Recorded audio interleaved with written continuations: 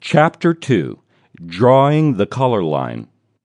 A black American writer, J. Saunders Redding, describes the arrival of a ship in North America in the year 1619. Sails furled, flag drooping at her rounded stern, she rode the tide in from the sea. She was a strange ship, indeed by all accounts a frightening ship, a ship of mystery. Whether she was trader, privateer, or man of war, no one knows. Through her bulwarks black-mouthed cannon yawned. The flag she flew was Dutch, her crew a motley, her port of call an English settlement, Jamestown, in the colony of Virginia. She came, she traded, and shortly afterwards was gone. Probably no ship in modern history has carried a more portentous freight. Her cargo? 20 slaves. There is not a country in world history in which racism has been more important for so long a time as the United States. And the problem of the color line, as W.E.B. Du Bois put it, is still with us. So it is more than a purely historical question to ask, how does it start? And an even more urgent question, how might it end? Or, to put it differently, is it possible for whites and blacks to live together without hatred? If history can help answer these questions, then the beginnings of slavery in North America, a continent where we can trace the coming of the first whites and the first blacks, might supply at least a few clues. Some historians think those first blacks in Virginia were considered as servants, like the white indentured servants brought from Europe. But the strong probability is that, even if they were listed as servants, a more familiar category to the English, they were viewed as being different from white servants, were treated differently, and in fact were slaves. In any case, slavery developed quickly into a regular institution, into the normal labor relation of blacks to whites in the New World. With it developed that special racial feeling, whether hatred or contempt or pity or patronization, that accompanied the inferior position of blacks in America for the next 350 years. That combination of inferior status and derogatory thought we call racism. Everything in the experience of the first white settlers acted as a pressure for the enslavement of blacks. The Virginians of 1619 were desperate for labor, to grow enough food to stay alive. Among them were survivors from the winter of 1609 to 1610, the starving time, when, crazed for want of food, they roamed the woods for nuts and berries, dug up graves to eat the corpses, and died in batches until 500 colonists were reduced to 60. In the journals of the House of Burgess of Virginia is a document of 1619, which tells of the first 12 years of the Jamestown colony. The first settlement had 100 persons who had one small ladle of barley per meal. When more people arrived, there was even less food. Many of the people lived in cave-like holes dug into the ground, and in the winter of 1609 to 1610 they were driven through insufferable hunger to eat those things which nature most abhorred, the flesh and excrements of man, as well as of our own nation, as of an Indian, digged by some out of his grave after he had lain buried 3 days, and wholly devoured him, others envying the better state of body of any whom hunger has not yet so much wasted as their own, lay wait and threatened to kill and eat them. One among them slew his wife as she slept in his bosom, cut her in pieces, salt her, and fed upon her, till he had clean devoured all parts saving her head. A petition by 30 colonists to the House of Burgesses, complaining against the 12-year governorship of Sir Thomas Smith, said, "In those 12 years of Sir Thomas Smith, his government, we aver that the colony, for the most part, remained in great want and misery under most severe and cruel laws. The allowance in those times for a man was only 8 ounces of meal and half a pint of peas for a day. Mouldy, rotten, full of cobwebs and maggots, loathsome to man, and not fit for beasts, which forced many to flee for relief to the savage enemy. who being taken again were put to sundry deaths as by hanging, shooting, and breaking upon the wheel, of whom one for stealing 2 or 3 pints of oatmeal had a bodkin thrust through his tongue and was tied with a chain to a tree until he starved. The Virginians needed labor to grow corn for subsistence, to grow tobacco for export. They had just figured out how to grow tobacco, and in 1617 they sent off the first cargo to England.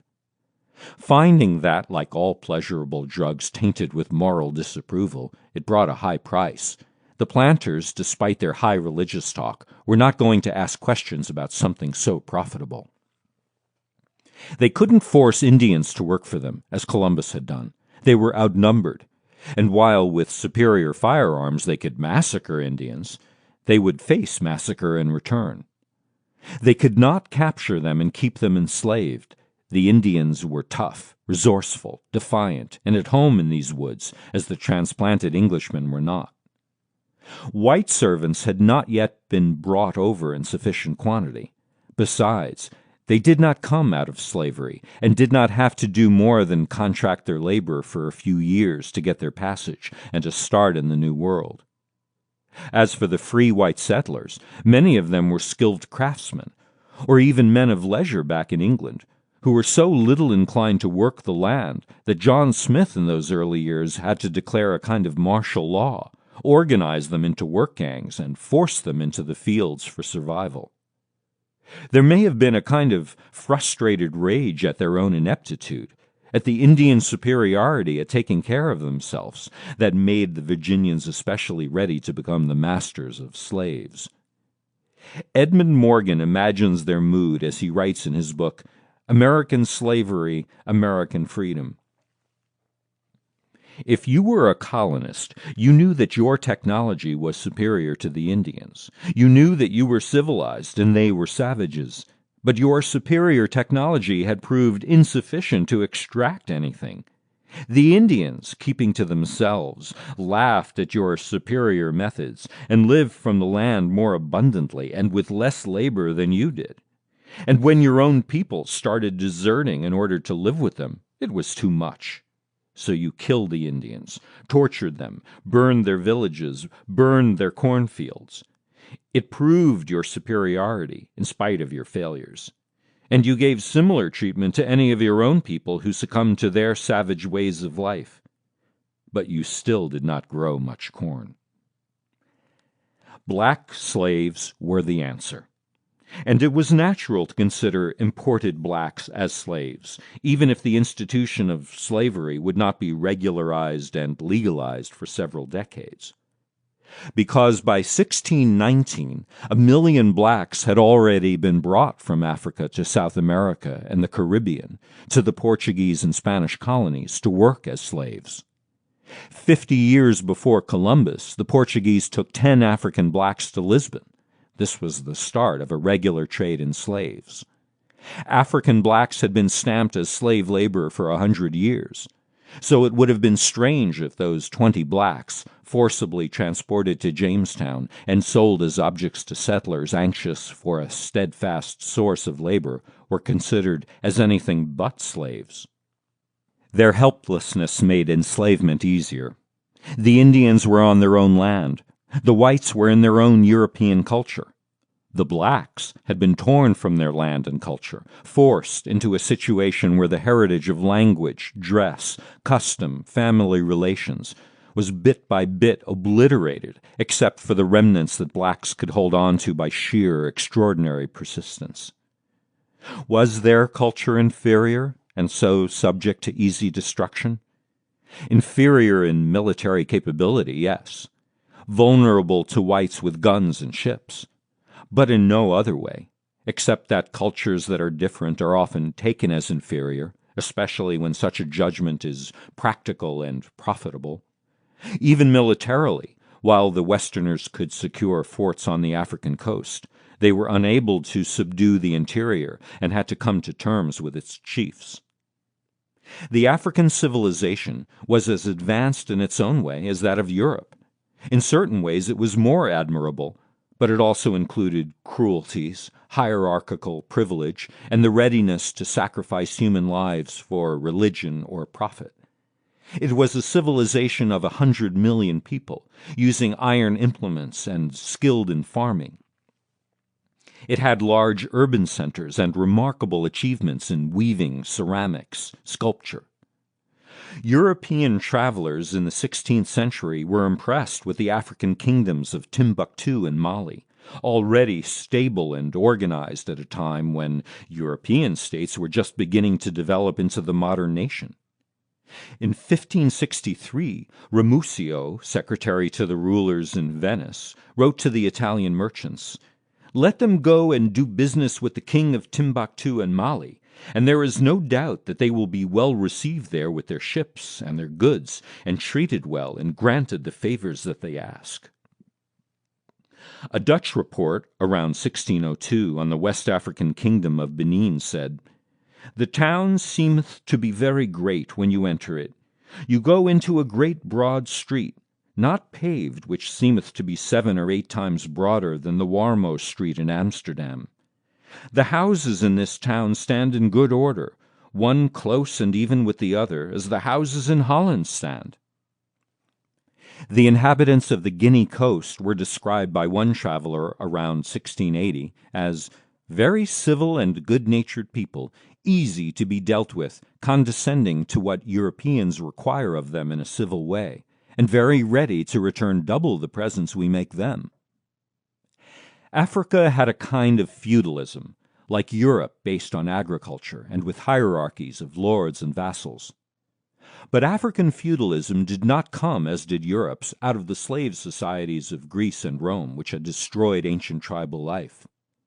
In Africa, tribal life was still powerful, and some of its better features, a communal spirit, more kindness in law and punishment, still existed. And because the lords did not have the weapons that European lords had, they could not command obedience as easily. In his book, The African Slave Trade, Basil Davidson contrasts law in the Congo in the early 16th century with law in Portugal and England. In those European countries, where the idea of private property was becoming powerful, theft was punished brutally.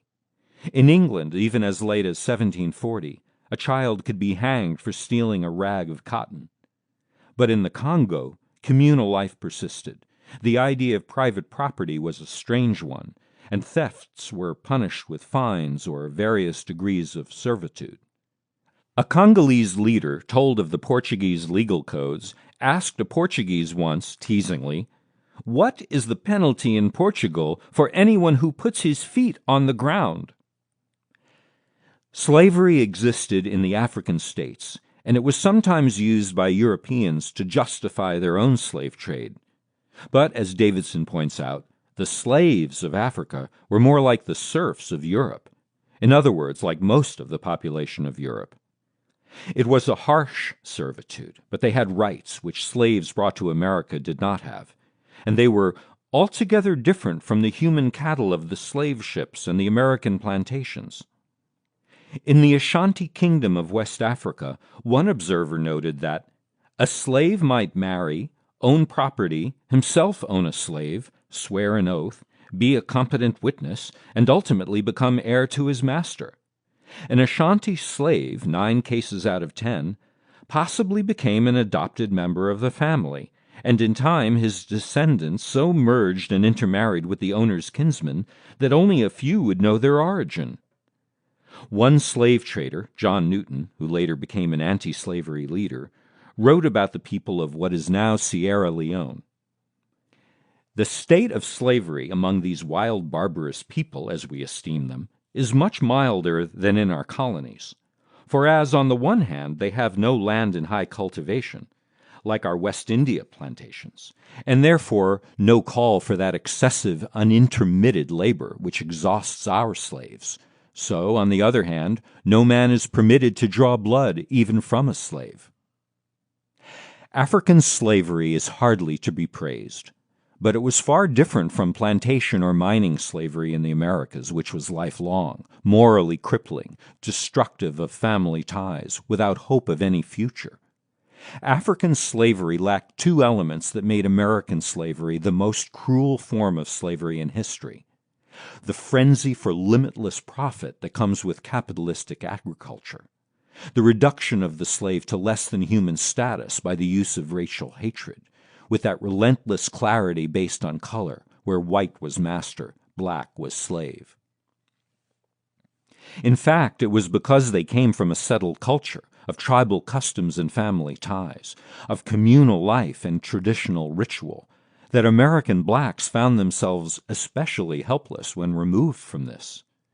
They were captured in the interior, frequently by blacks caught up in the slave trade themselves, sold on the coast, then shoved into pens with blacks of other tribes, often speaking different languages.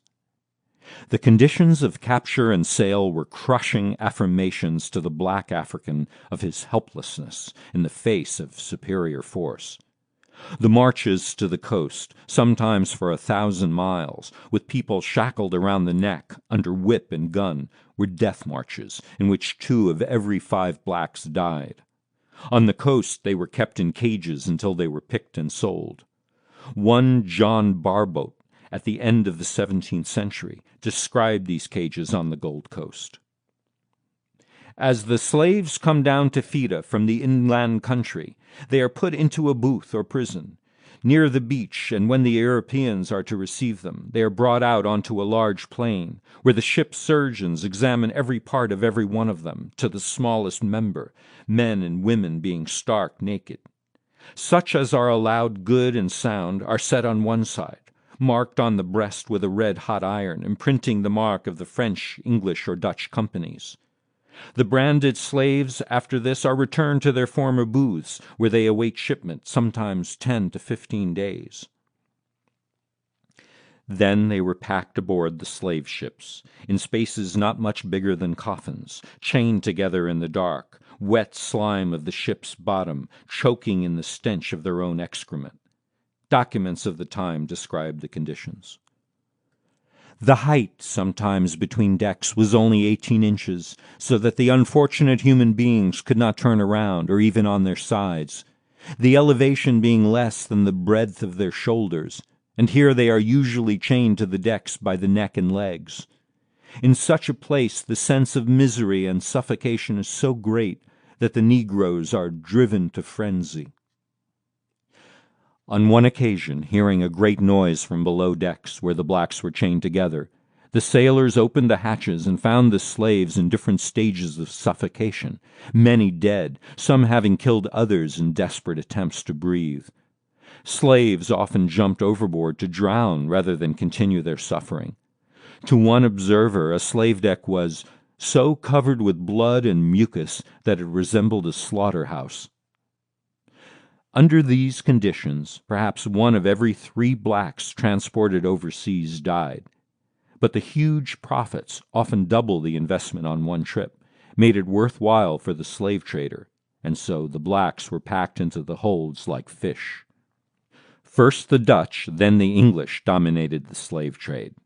By 1795, Liverpool had more than 100 ships carrying slaves and accounted for half of all the European slave trade.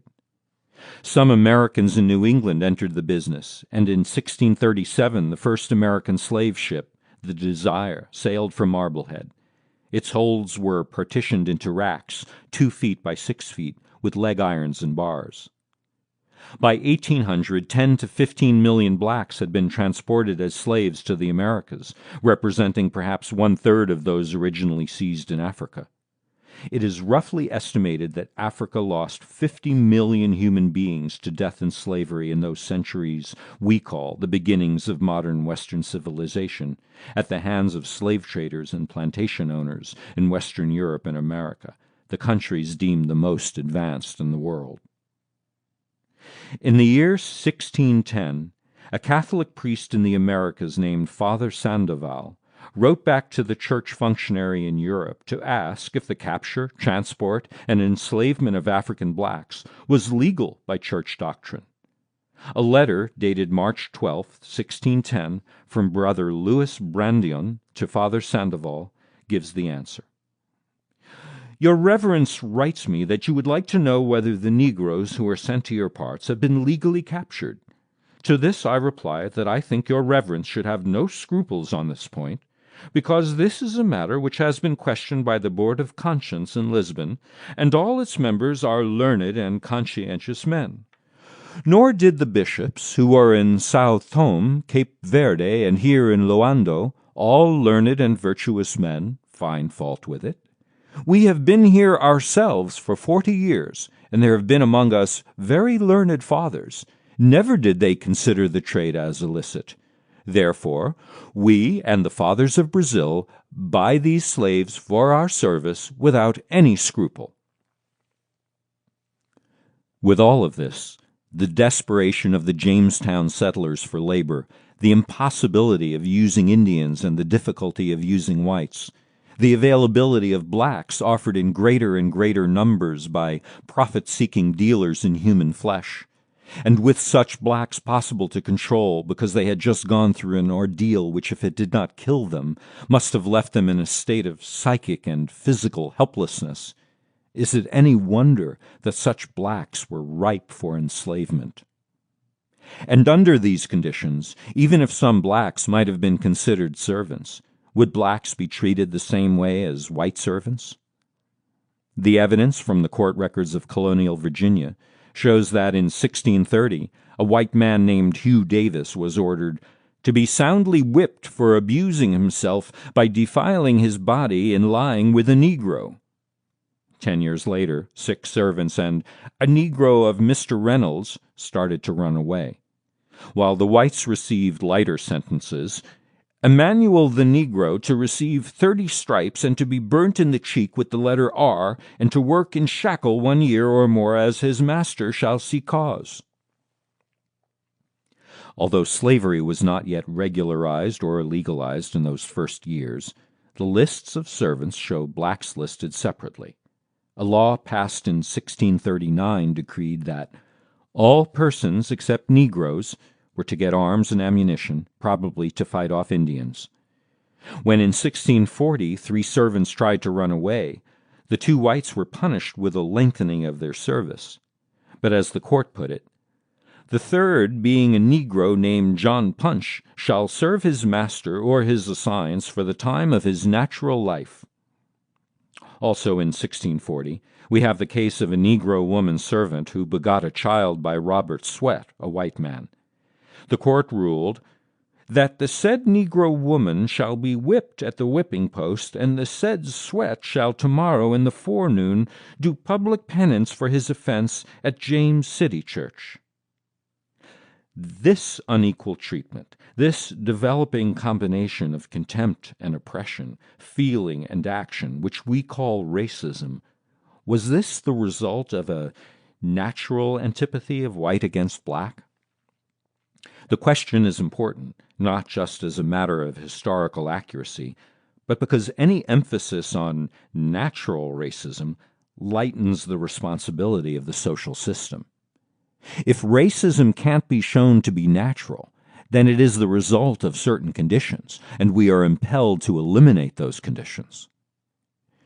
We have no way of testing the behavior of whites and blacks toward one another under favorable conditions, with no history of subordination, no money incentive for exploitation and enslavement, no desperation for survival requiring forced labor. All the conditions for black and white in 17th century America were the opposite of that, all powerfully directed toward antagonism and mistreatment. Under such conditions, even the slightest display of humanity between the races might be considered evidence of a basic human drive toward community. Sometimes it is noted that even before 1600, when the slave trade had just begun, before Africans were stamped by it, literally and symbolically, the color black was distasteful. In England, before 1600, it meant, according to the Oxford English Dictionary, deeply stained with dirt, soiled, dirty, foul, having dark or deadly purposes, malignant, pertaining to or involving death, deadly, baneful, disastrous, sinister, foul, iniquitous, atrocious, horribly wicked, indicating disgrace, censure, liability to punishment, etc. And Elizabethan poetry often used the color white in connection with beauty. It may be that in the absence of any other overriding factor, darkness and blackness, associated with night and unknown, would take on those meanings. But the presence of another human being is a powerful fact, and the conditions of that presence are crucial in determining whether an initial prejudice against a mere color, divorced from humankind, is turned into brutality and hatred. In spite of such preconceptions about blackness, in spite of special subordination of blacks in the Americas, in the 17th century there is evidence that where whites and blacks found themselves with common problems, common work, common enemy in their master, they behaved toward one another as equals. As one scholar of slavery, Kenneth Stamp, has put it, Negro and white servants of the 17th century were remarkably unconcerned about the visible physical differences. Black and white worked together, fraternized together. The very fact that laws had to be passed after a while to forbid such relations indicates the strength of that tendency. In 1661, a law was passed in Virginia that, in case any English servant shall run away in company of any Negroes, he would have to give special service for extra years to the master of the runaway Negro.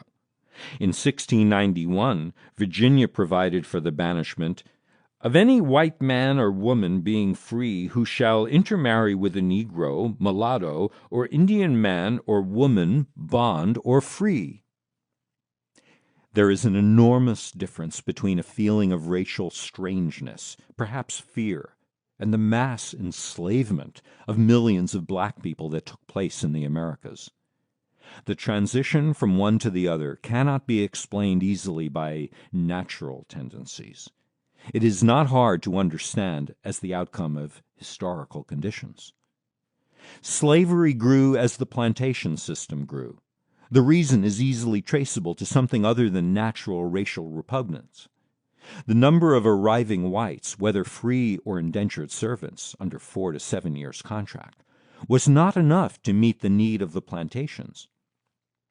By 1700 in Virginia, there were 6,000 slaves, 1/12 of the population. By 1763, there were 170,000 slaves, about half the population.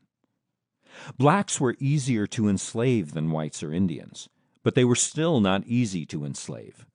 From the beginning, the imported black men and women resisted their enslavement. Ultimately, their resistance was controlled, and slavery was established for 3 million blacks in the South. Still, under the most difficult conditions, under pain of mutilation and death, throughout their 200 years of enslavement in North America, these Afro-Americans continued to rebel. Only occasionally was there an organized insurrection. More often, they showed their refusal to submit by running away. Even more often, they engaged in sabotage, slowdowns, and subtle forms of resistance, which asserted, if only to themselves and their brothers and sisters, their dignity as human beings. The refusal began in Africa. One slave trader reported that Negroes were so willful and loath to leave their own country that they have often leaped out of the canoes, boat, and ship into the sea, and kept under water till they were drowned. When the very first black slaves were brought into Hispaniola in 1503, the Spanish governor of Hispaniola complained to the Spanish court that fugitive Negro slaves were teaching disobedience to the Indians. In the 1520s and 1530s, there were slave revolts in Hispaniola, Puerto Rico, Santa Marta, and what is now Panama. Shortly after those rebellions, the Spanish established a special police for chasing fugitive slaves. A Virginia statute of 1669 referred to the obstinacy of many of them, and in 1680 the Assembly took note of slave meetings under the pretense of feasts and brawls, which they considered of dangerous consequence. In 1687, in the colony's northern neck, a plot was discovered in which slaves planned to kill all the whites in the area and escape during a mass funeral. Gerald Mullen, who studied slave resistance in 18th century Virginia in his work Flight and Rebellion, reports, The available sources on slavery in 18th century Virginia, plantation and county records, the newspaper advertisements for runaways, describe rebellious slaves and few others. The slaves described were lazy and thieving. They feigned illnesses, destroyed crops, stores, tools, and sometimes attacked or killed overseers. They operated black markets and stolen goods. Runaways were defined as various types. There were truants, who usually returned voluntarily, outlaws, and slaves who were actually fugitives, men who visited relatives, went to town to pass as free, or tried to escape slavery completely, either by boarding ships and leaving the colony, or banding together in cooperative efforts to establish villages or hideouts in the frontier. The commitment of another type of rebellious slave was total. These men became killers, arsonists, and insurrectionists.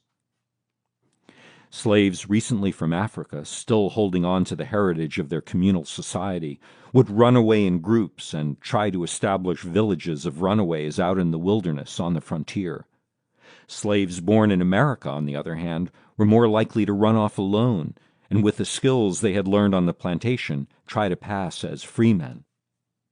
In the colonial papers of England, a 1729 report from the Lieutenant Governor of Virginia to the British Board of Trade tells how a number of Negroes, about 15, formed a design to withdraw from their master and to fix themselves in the fastness of the neighboring mountains. They had found means to get into their possession some arms and ammunition, and they took along with them some provisions, their cloths, bedding, and working tools. Though this attempt had happily been defeated, it ought nevertheless to awaken us into some effectual measures. Slavery was immensely profitable to some masters. James Madison told a British visitor shortly after the American Revolution that he could make $257 on every Negro in a year and spend only $12 or $13 on his keep. Another viewpoint was of slave owner Landon Carter, writing about 50 years earlier, complaining that his slaves so neglected their work and were so uncooperative, either cannot or will not work, that he began to wonder if keeping them was worthwhile. Some historians have painted a picture, based on the infrequency of organized rebellions and the ability of the South to maintain slavery for 200 years, of a slave population made submissive by their condition. With their African heritage destroyed, they were, as Stanley Elkins said, made into Sambos, a society of helpless dependence. Or, as another historian, Ulrich Phillips, said, by racial quality submissive. But looking at the totality of slave behavior, at the resistance of everyday life, from quiet non-cooperation in work to running away, the picture becomes different. In 1710, warning the Virginia Assembly, Governor Alexander Spotswood said, freedom wears a cap which can without a tongue call together all those who long to shake off the fetters of slavery, and as such an insurrection would surely be attended with most dreadful consequences. So I think we cannot be too early in providing against it, both by putting ourselves in a better posture of defense and by making a law to prevent the consultations of those Negroes. Indeed, considering the harshness of punishment for running away, that so many blacks did run away must be a sign of a powerful rebelliousness. All through the 1700s, the Virginia Slave Code read, whereas many times slaves run away and lie hid and lurking in swamps, woods, and other obscure places, killing hogs and committing other injuries to the inhabitants, if the slave does not immediately return, anyone whatsoever may kill or destroy such slaves by such ways and means as he shall think fit. If the slave is apprehended, it shall be lawful for the county court to order such punishment for the said slave, either by dismembering or in any other way, as they in their discretion shall think fit, for the reclaiming any such incorrigible slave and terrifying others from the like practices. Mulland found newspaper advertisements between 1736 and 1801 for 1,138 men runaways and 141 women. One consistent reason for running away was to find members of one's family, showing that despite the attempts of the slave system to destroy family ties by not allowing marriages and by separating families, slaves would face death and mutilation to get together. In Maryland, where slaves were about one-third of the population in 1750, slavery had been written into law since the 1660s, and statutes for controlling rebellious slaves were passed. There were cases where slave women killed their masters, sometimes by poisoning them, sometimes by burning tobacco houses and homes. Punishments ranged from whipping and branding to execution, but the trouble continued. In 1742, 7 slaves were put to death for murdering their master. Fear of slave revolt seems to have been a permanent fact of plantation life. William Byrd, a wealthy Virginia slave owner, wrote in 1736, "We have already at least 10,000 men of these descendants of Ham, fit to bear arms, and these numbers increase every day, as well by birth as by importation. And in case there should arise a man of desperate fortune, he might with more advantage than Catiline kindle a servile war, and tinge our rivers, wide as they are, with blood." It was an intricate and powerful system of control that the slave owners developed to maintain their labor supply and their way of life, a system both subtle and crude, involving every device that social orders employ for keeping power and wealth where it is. As Kenneth Stamp puts it, "A wise master did not take seriously the belief that Negroes were natural-born slaves. He knew better. He knew that Negroes freshly imported from Africa had to be broken into bondage, that each succeeding generation had to be carefully trained. This was no easy task, for the bondsman rarely submitted willingly. Moreover, he rarely submitted completely. In most cases, there was no end to the need for control, at least not until old age reduced the slave to a condition of helplessness." The system was psychological and physical at the same time. The slaves were taught discipline, were impressed again and again with the idea of their own inferiority, to know their place, to see blackness as a sign of subordination, to be awed by the power of the master, to merge their interest with the master's, destroying their own individual needs. To accomplish this, there was the discipline of hard labor, the breakup of the slave family, the lulling effects of religion, which sometimes led to great mischief, as one slaveholder reported, the creation of disunity among slaves by separating them into field slaves and more privileged house slaves, and finally the power of law and the immediate power of the overseer to invoke whipping, burning, mutilation, and death. Dismemberment was provided for in the Virginia Code of 1705. Maryland passed a law in 1723 providing for cutting off the ears of blacks who struck whites, and that for certain serious crimes slaves should be hanged and the body quartered and exposed. Still, rebellions took place, not many, but enough to create constant fear among white planters.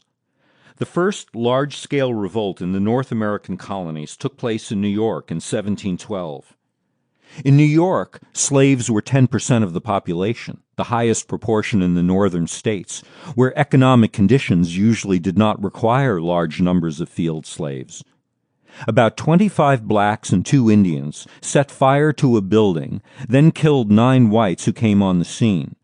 They were captured by soldiers, put on trial, and 21 were executed. The governor's report to England said, "Some were burnt, others were hanged, one broke on the wheel, and one hung alive in chains in the town. One had been burned over a slow fire for 8 to 10 hours. All this to serve notice to other slaves."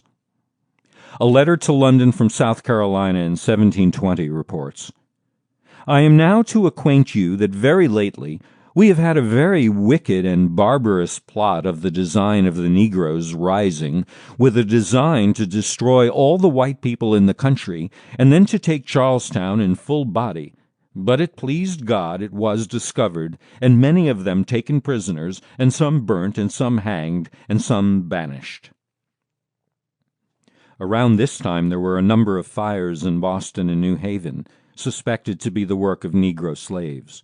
As a result, one Negro was executed in Boston, and the Boston Council ruled that any slaves who on their own gathered in groups of 2 or more were to be punished by whipping. At Stono, South Carolina, in 1739, about 20 slaves rebelled, killed 2 warehouse guards, stole guns and gunpowder, and headed south, killing people in their way and burning buildings.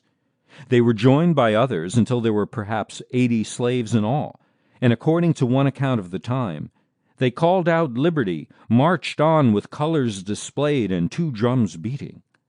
The militia found and attacked them. In the ensuing battle, perhaps 50 slaves and 25 whites were killed before the uprising was crushed. Herbert Aptheker, who did detailed research on slave resistance in North America for his book American Negro Slave Revolts, found about 250 instances where a minimum of 10 slaves joined in a revolt or conspiracy. From time to time, whites were involved in the slave resistance. As early as 1663, indentured white servants and black slaves in Gloucester County, Virginia, formed a conspiracy to rebel and gain their freedom. The plot was betrayed and ended with executions. Mullen reports that the newspaper notices of runaways in Virginia often warned ill-disposed whites about harboring fugitives. Sometimes slaves and free men ran off together or cooperated in crimes together. Sometimes black male slaves ran off and joined white women. From time to time, white ship captains and watermen dealt with runaways, perhaps making the slave a part of the crew. In New York in 1741, there were 10,000 whites in the city and 2,000 black slaves. It had been a hard winter, and the poor, slave and free, had suffered greatly.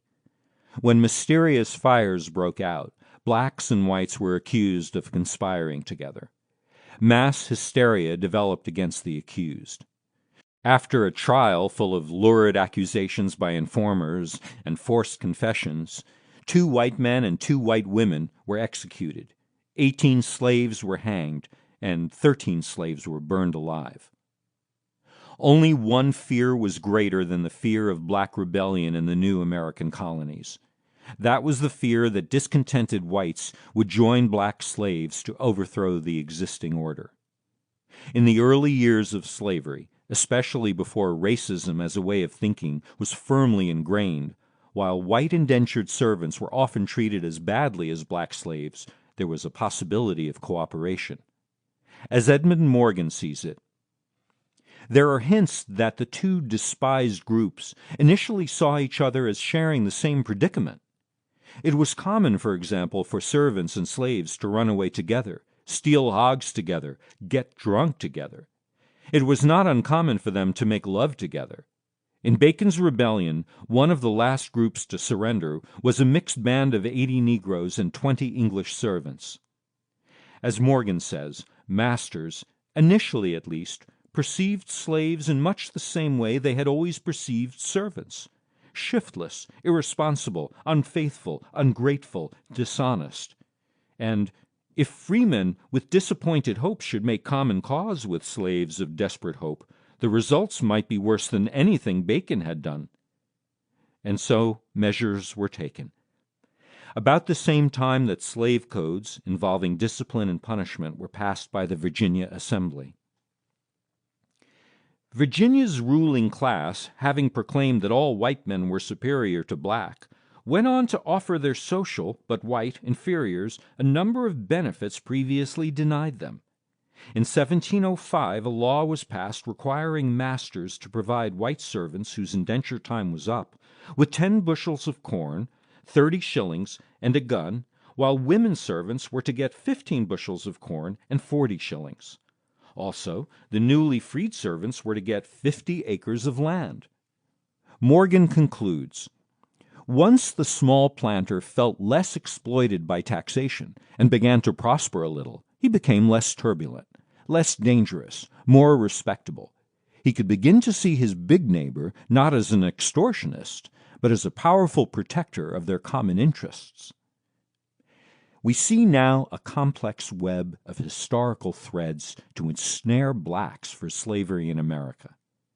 The desperation of starving settlers, the special helplessness of the displaced African, the powerful incentive of profit for slave trader and planter, the temptation of superior status for poor whites, the elaborate controls against escape and rebellion, the legal and social punishment of black and white collaboration. The point is that the elements of this web are historical, not natural. This does not mean that they are easily disentangled, dismantled. It means only that there is a possibility for something else, under historical conditions not yet realized. And one of these conditions would be the elimination of that class exploitation which has made poor whites desperate for small gifts of status and has prevented that unity of black and white necessary for joint rebellion and reconstruction.